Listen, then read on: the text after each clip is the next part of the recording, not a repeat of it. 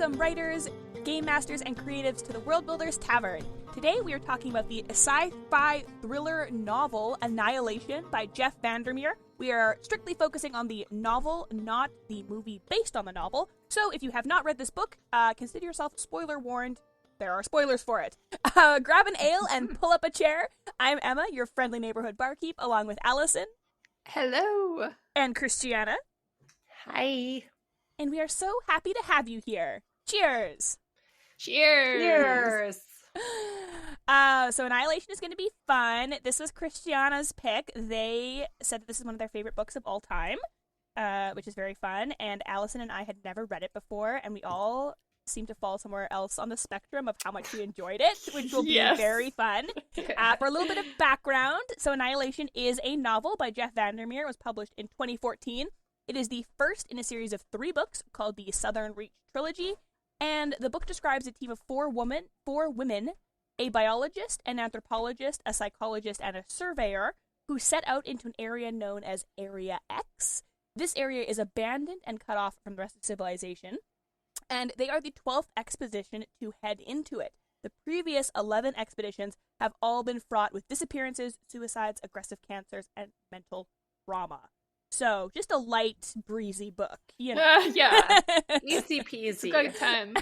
Yeah. So, Christiana, why don't you start us off and tell us your feelings on this Tell us book why you like this so much first. I love it because I am a freak for horror. I love horror books. I love horror movies. I love horror podcasts, anything to do with horror. But also, I'm a weirdo. And this is the first novel that I read that I felt truly encapsulated the kind of stories that I want to tell. Mm-hmm. And for me, as a tiny little freak, I want to tell tiny little freak stories. And this is one of the ones that really captured it perfectly. It is so weird. It is so freaky. It is so scary. And I won't spoil it because I think we'll get to this point later. But it is the first book that actually made me gasp and put the book on my chest and go and think about what I was reading. As a horror freak, someone who watches a horror movie a day, this is the first book that ever actually had me kind of catch my breath and be like, oh my God, what is happening kind of thing. And I'm obsessed with how weird it is as a fellow little weirdo.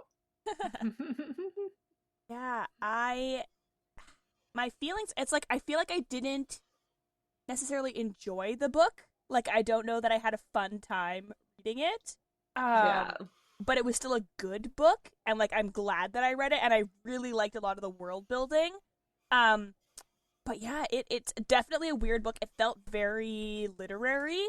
Like, I felt, when I was reading it, I felt the same way kind of that I felt when I read The Sound and the Fury, which is not a sci-fi or fantasy book at all, but it's a really weird literary book where you don't have any idea what's happening for most of it. And I felt the same way. I'm like, I don't know what's happening. I don't understand.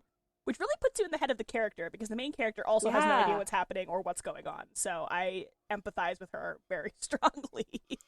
I felt I had a similar response to when I watched Everything Everywhere All at Once, which is, this is so weird, and I don't know what's going on, and they're not the same in any aspect, but just like, okay, it kind of makes sense to me, like, why Christiana likes both of these things. I'm just a little, like I said, I'm a little weirdo. I like little weird things. But I do think it's, the world building in it is, like I said, as a big horror fan, as someone who likes weird fiction, this was the first book that I think genuinely challenged me in a sense. And I really loved it for that, where I was like, what is happening? Definitely what is going on? Why is it happening? And I really love that because I sometimes find in sci-fi and fantasy that this sounds cocky. I promise it's not cocky.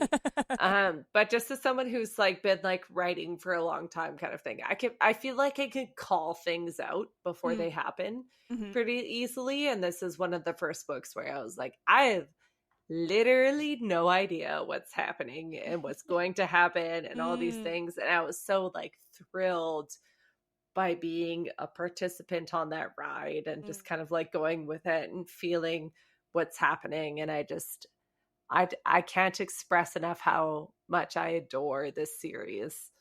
So when I first started reading this, like as an editor, I was analyzing like what is going on here with like the narration style and the way dialogue is working, and it was really weird to me. And so I was like, why is this weird? Why does it feel weird? And so some of the things was just like, I don't know if it was just descriptions were really vague, or what it was, but the narration is unusual. It is. And even not having character names. That's what I was just going to say. Yeah. And then the fact that characters aren't named, a very unusual choice. It's all their sort roles of, they're known it by. distances you a little bit from them, which I think is the point, because they are very distanced from each other. And then the first bits of dialogue that I read, I'm like, this is really weird. This doesn't sound like a person talking, but this author obviously knows what they're doing. So like, this is a deliberate choice. It sounds like someone like writing a business email or something, like the way that they're speaking. And then I realized later that it's because these people don't have relationships with each other. Like they don't really know each other at all and are in a business relationship and are in fact very suspicious of each other. And so that's why that kind of, they were talking like that. And it was just really disconcerting. It makes you feel really like what's the word? Unsettled? Yeah. Which it's is like an uncanny valley. It's like it's just similar enough, but just wrong enough that it feels you can feel that something's out of place. Yeah. So VanderMeer like used all these techniques just to make you feel really weird and unsettled and on the edge of your seat, and I think that was really well done. Yeah, we've talked about that a little bit before about how like the book is not just, or your story or your specifically book format though, it's not just what the text says, but it's how the text is like shaped and how it's done. So like that's that meta world building of like even the way you construct your sentences or the way your characters talk can be part of like creating this vibe. I found it really interesting because I was thinking when I first started reading this, I thought in my head, well, this kind of reminds me of Project Hail Mary, which we talked about earlier in the season, because it's both of that things of like the main character doesn't know what's going on. One character has amnesia. This character doesn't seem to have amnesia, but still has no idea what's going on. Yeah. But the vibe is very different because Project Hail Mary does not feel like a horror for 1 second. You never. This feels like a horror immediately. So can we talk about like what about the world building? So Allison already talked about some of it, like the construction. What about the world of the text makes it feel like a horror? Like how do we know what the genre is so off the bat? Yeah, I think it's the concept. I think first and foremost, no names, referring to people as the biologist, the surveyist, the psychologist, things like that. It purposely puts you a step away from that character. If it said Linda, the psychologist, for example, you'd be like, oh, that's Linda. But instead, the psychologist, it sounds very clinical. Everything about the writing sounds clinical, which makes sense when it is a biological and scientific survey of this area, right? Like you're almost reading it as, and maybe part of why I love it so much is because I worked in the government for way too long. But the idea of kind of like being a step away, you're reading a lab report almost kind of thing. And that makes it scarier in a sense, because if I were reading, or if I were interviewing someone and they said, hi, my name is Linda, I'm a psychologist, I went into this place, I experienced this thing, I would have an immediate connection with that person because they are a person. But if I feel like I'm reading a lab report, if I were placed in a lab and they said, read this report, and they said something absolutely horrifying is happening, I would be like, oh my God, something absolutely horrifying is happening. Right? And that kind of distance really helps with the discomfort and the horror aspect of it. And I really admire and appreciate it. So when I'm advising, so I'm doing a lot of freelance editing right now, which is why I might talk about that more often, or about looking at things from an editor's perspective. When I'm advising writers on like what's not working in their novel, I'll often say your readers are asking the wrong questions here, and what the heck is happening is usually the wrong question. But for horror, it's the right question. Yeah. You want readers to be being like, what is going on? And this is creepy. Whatever's going on is like really unsettling. I don't like it. I don't understand it. I hate it. Yeah. I'm going to keep reading. So I feel like this very much did that from the get-go. Like just very much confused, but at the same time you still want to keep reading. And I think that has to be really hard to do. Like I'm not an expert on horror. I don't read a lot of it. Yeah. And as I'm analyzing this, I'm like, this is like what you're not supposed to do in other genres. But you're doing it well. And I don't know how you do this. It's quite mind-boggling to me. That also seems like this particular sort of subgenre of horror, because it's very much like it's almost like an existential or Lovecraftian, like eldritch horror kind of horror. Like it's not a slasher horror, it's not a something like that. So that when you're doing something like, it's very surreal, it's a very which is a very specific type of horror, and definitely relies on that. You feel tiny, you feel out of control, you have no idea what's happening. Everything that's happening is so much bigger and vaster than you are. And it's terrifying. Yeah, and that's, I think, part of why I loved it so much. Like, being someone who's consumed an intense amount of horror as, again, a tiny little goblin freak. It's just my favorite thing. And Jeff got it right. He got it perfect. Like, he just like nailed all those tiny little nuances that I didn't think of. So I feel like part of the reason that this novel works really well is that you don't get the answers to the mysteries. So I find in a lot of stories, like, you build and build and build on these really giant questions, and then when you finally get to the answer, sometimes it's disappointing and you're like, really? Like, that was it? I'm thinking of Lost in particular. Oh my god. Yeah, because I'm like, they really like threw in some weird stuff in Lost, like polar bears and black smoke, and the answers to like what those things were doing there were kind of like, okay, that wasn't like that, the payoff wasn't good. And so I think you might get answers in the second and third book. Maybe Christiana. Sort of. You do and you don't. You do indeed. Okay. That's what I love so much about it, is I think that better. Yeah, like the second book is written in second person. That's weird. Which is so that's weird. so good for a horror though. Like that. But that's it. But it's also not written as a horror novel. Interesting. It's written as someone who works for the government and is dealing with bureaucratic nonsense.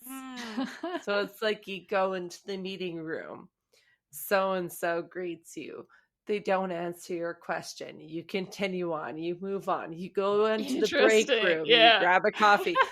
It's still that weird detachment, like but that. That's exactly it. I think it's that you feel so detached from the story in this weird way. Like, you feel like you're kind of hovering above the story the entire time, even when it's in second person, even when it's directing you throughout the novel. You feel kind of this weird detachment, and I think that's part of what makes me love it so much. I finished Annihilation, and then I went on to Authority. Literally, it was the bookstore was only open for another 45 minutes. And I finished Annihilation, and I was like, I will not sleep tonight until I go get the second book. And they were released, I think, at the same time. They were like a couple months.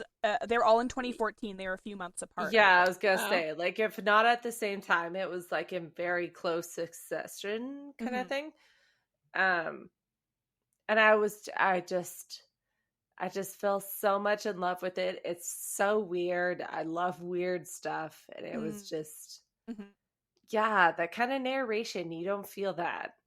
Yeah. In a lot of other stories.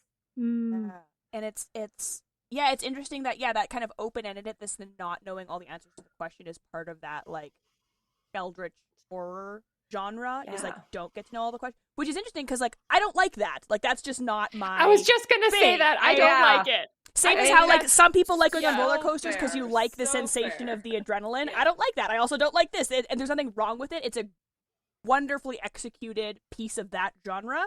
Not everybody's gonna like it, but like, I think that's also the best choice for this genre. Like, not having an answer, but I don't like it. Yes, exactly. There, which I think answers, darn it. Yes, but that's why it's important to, like, have your story and your world, know what genre you're writing in, because what works for a horror is not gonna work for your, a murder mystery if you don't know who did it at the end. Yeah. That defies the laws of genre. And you kind of got to follow through with promises to your audience, which is if you start off promising them something, you kind of got to fulfill that. So, but a very, very interesting book. I'm definitely still thinking about it, which, like, is also you need to read the other ones. This is my thing. I looked the other ones. I was curious enough at the end.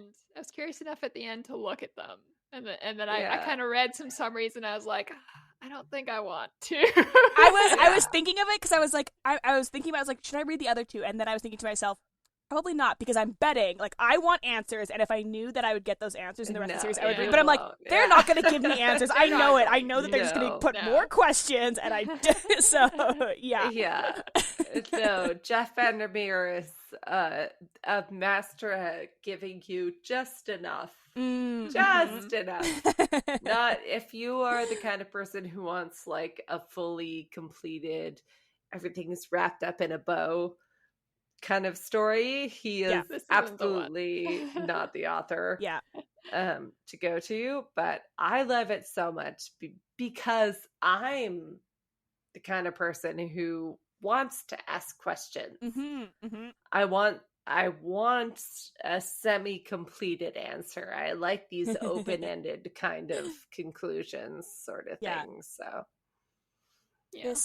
the book and the world are very surreal. Let's talk about that. What about the world makes this surreal, like, for us and also for the characters? I will say, I mentioned earlier the one moment where I actually had to put the book to my chest and go, like, like I, like, gasped kind of thing. So the biologist and the cartologist, the surveyor, yes, and the psychologist and, like, a few of the other character, the anthropologist. That's it. They found a tower going down, and that's one thing that I will mention. The movie for Annihilation is the exact opposite of the story for the book. I was just looking at the synopsis of the movie. It looks so different than the book. Like, is it the same story? No, not at all. But I think it's my favorite adaptation from a book to a movie. Interesting. Just because it fits the vibe perfectly, if that makes sense. Like, like, I felt the same way reading the book as I did watching the movie. But anyways, with the book, with the biologist going down the tower, and she saw, like, the writing that was written with like moss and living material and things like that. Like, so lies the strangling fruit and everything. And she was like following it all along, and then realized the crawler was in the tower Yeah. at the that was same time creepy. as her. The moment she realized, like, oh my god, this is fresh writing. This is like the crawler is in this tower with me. I think that is the most freaked out I've ever been reading a book. Like, I literally gasped and I put it down like, oh my god, the crawler's in there with her. Like, oh my god, what do we do? What's gonna happen? Kind of thing. Like, I freaked out. Like, that was such a tangible feeling of horror to me. I was almost more disconcerted when I learned that the psychologist was what's the word? Hypnotizing everybody. Like all the people in the expedition. I'm like, but why? like you are this group of people coming into this strange land. Like, you should trust each other, you should know why you're there, like you should know who each other is, and you don't, and that made it all the more like disconcerting.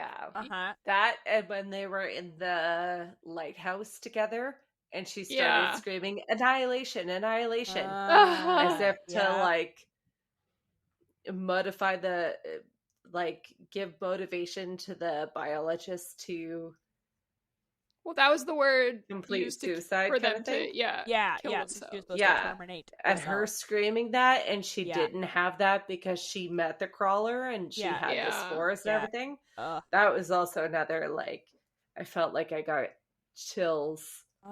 For me, that moment was when she realized the tower was alive and it was like breathing. That for me was my like, what the hell moment. Yeah, that was just creepy. Like that. Also, her obsession with the tower, which wasn't really explained. Like, she just was really obsessed with it and kept thinking about it and wanting to go back. And I'm like, why do you want to go back to this creepy place? Yeah. I don't understand. Or even the fact that she kept calling it a tower and everybody else was calling it a tunnel. And like they didn't agree with what it was. Yeah, it was all very weird. And that added to the surrealness. Yeah. And it made it clear that, like, perception was a really important part of the story. Like, seeing things incorrectly or correctly, or you don't know if it's correct or not. Like, that was a big part of the. And like by reading the end of the book, I'm like, I don't even know what was real and what wasn't. At that point. Well, and that was also played with when she meets the crawler at the very end, and like sees all these different forms that she doesn't quite understand, and then she thinks that maybe the crawler's like somehow projecting what she wants to see onto it or something like that. It was very confusing and weird. Yeah. And there's potentially like ghosts of expeditions past, or is the people that came back out of Area X, are they the ghosts, or are they like shells and their like souls stayed in Area X, or like if there's like it's so weird. So many questions. Yeah. And I feel like horror is a really fun genre to play with world building in, because you do get to do so many weird things. Like, that's just expected. And you don't, and your audience doesn't necessarily expect that they're going to understand everything, or like the mind twisting of it all is part of it. So I feel like that's a really fun thing to get to build. Yeah, that's why I love horror so much. It's because there are so many tropes in horror, and it's easy to follow the trope of a group of teenagers go to the cabin in the woods and they're haunted kind of thing. But then you could also create things like this, like with Annihilation, where it is ultimately a commentary on climate change. Like the climate is overtaking the people and it's trying to right itself. The world is fighting back. Yeah, and the world is fighting back, and it's taking human DNA and it's creating all these things, and like it's just such a unexplored world to me. And I think that's why I'm such a fan of horror, is that when you get it right, oh man, you get it right. You know, like it's just like so good.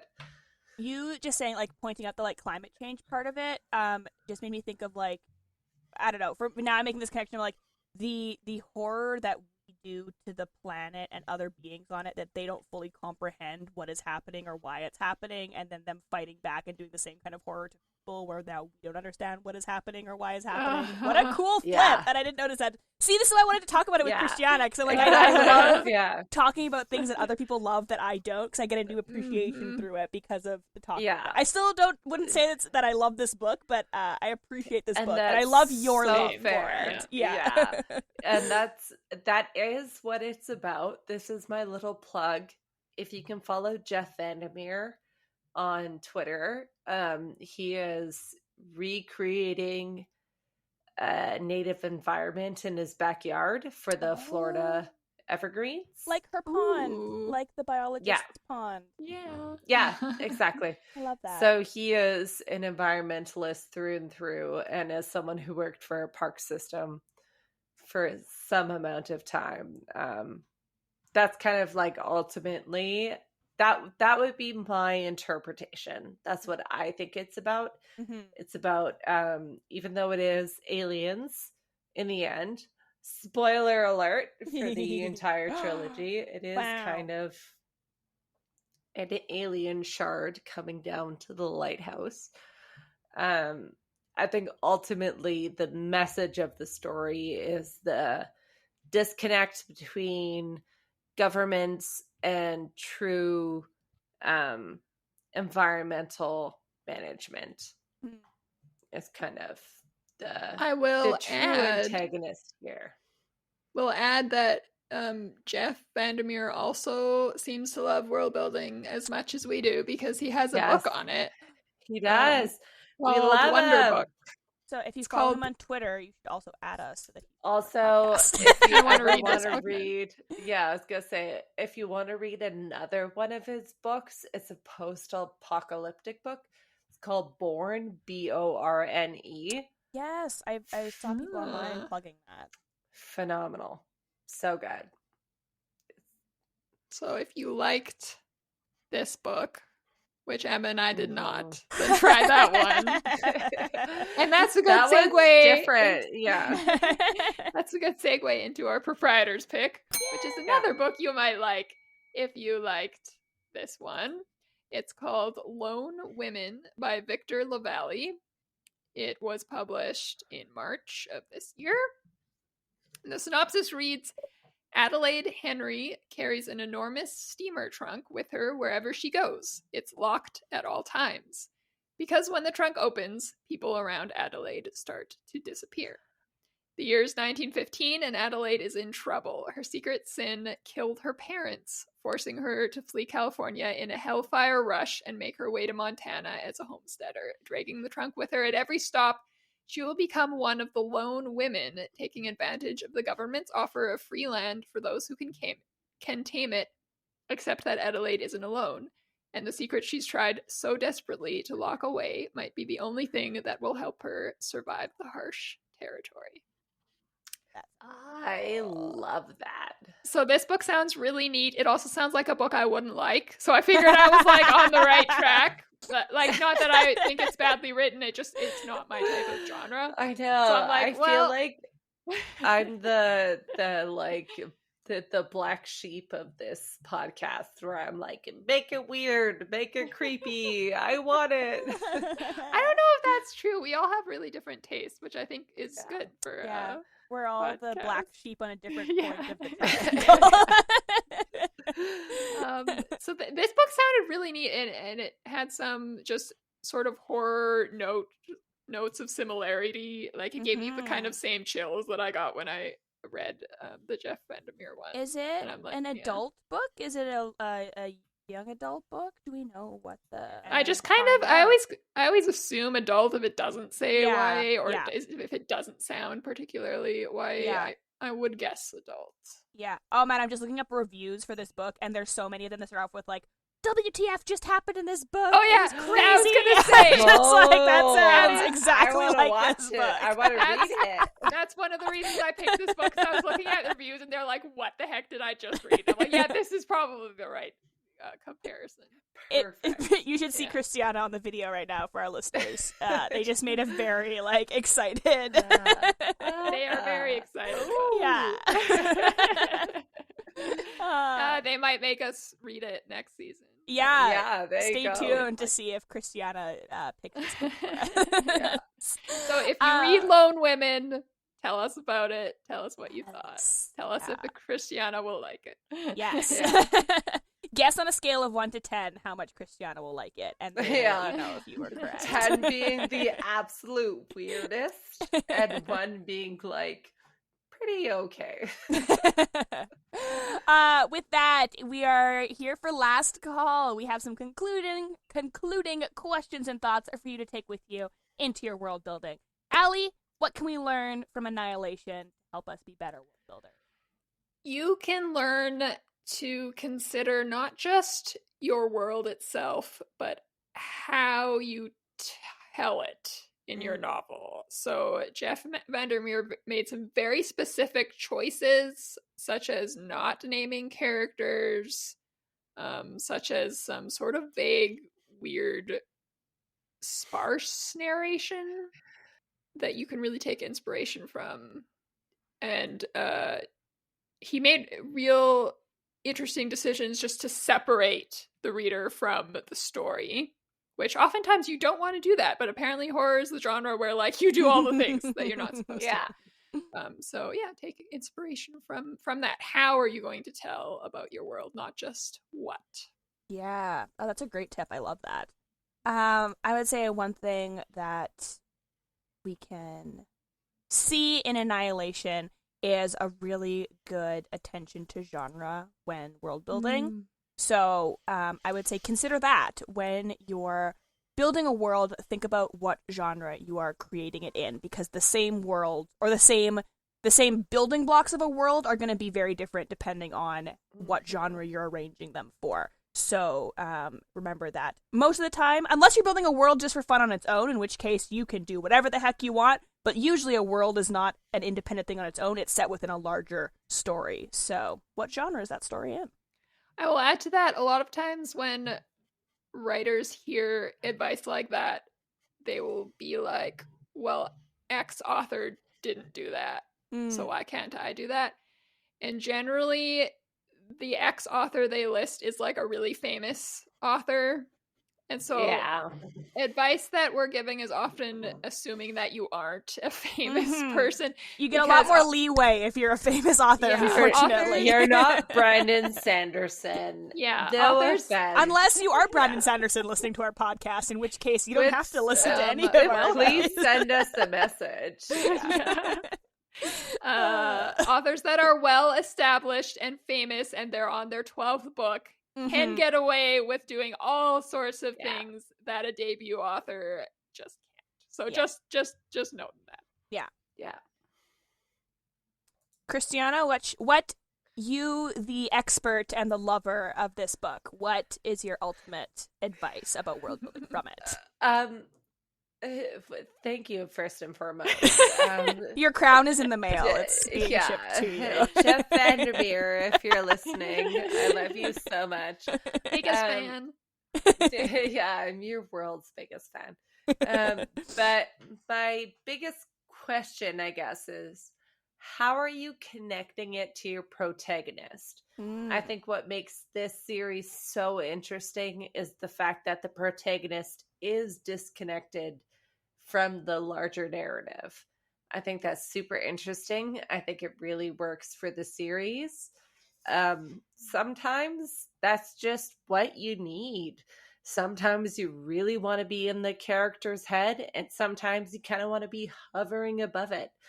And I think this is one of the few series where it makes so much sense to read it from a journal or read it from that kind of third person perspective, because it adds that kind of level of disconnect, which adds to the level of horror. Yes. to it. I love the So. notes that the protagonists sometimes have, like, oh, I thought this at the time, or whatever. And that Yeah, just fills you with so much exactly. dread, because you're like, oh no, what is it really? Yeah, You're but like, hi. oh no. Yeah. Tell At me the what it time, really I was. thought I was just like walking down a set of stairs. Little did I know. Little did I know there was like a whole ass guy just like Right there. threatening me at the bottom. Yeah. I think adult novels can also get away with more experimentation as far as like point of view and closeness to the Absolutely. character. Yeah, YA totally. you tend to be you in their head a lot more. I mean, Yeah. there's always exceptions to that. There's exceptions But, to the rule, yeah. But There's but in Totally. general. yeah. There are exceptions to everything. I think that's part of why I love horror, is because it's such a wide category that it's one of the few kind of like sand pits where you get to build your own castles, so to speak, right? Like you get to kind of play around and see where it works, see what doesn't work. That's why I'm a big proponent of horror. But still, even if you're writing sci-fi or fantasy, kind of like take a moment. Why are you using the perspective that you're using? Yeah. Yeah. And I think also, so I'm just going to throw in a bonus little, reflection, but I think it's also, it really shows how reading outside of your preferred genre is still useful. Like, even though maybe this book isn't my particular thing, it's good that I read it. You can still learn great world building lessons. You can still take elements. Like, if you throw in an element of horror, if something scary is happening in your traditional sci-fi, if you're doing a regular action movie, but something scary is happening, you can pull on that now. Now you have that thing in your toolbox. So don't be afraid to read some stuff that maybe doesn't sound like it's for you. And even if it's not for you, what can you learn from it? But with that, we are kicking you out now. It is closing time at the tavern. Thank you so much for joining us into this little surreal existential jaunt. We hope to serve you here again soon, but for now, you gotta scram. See ya. Get out of here. Bye.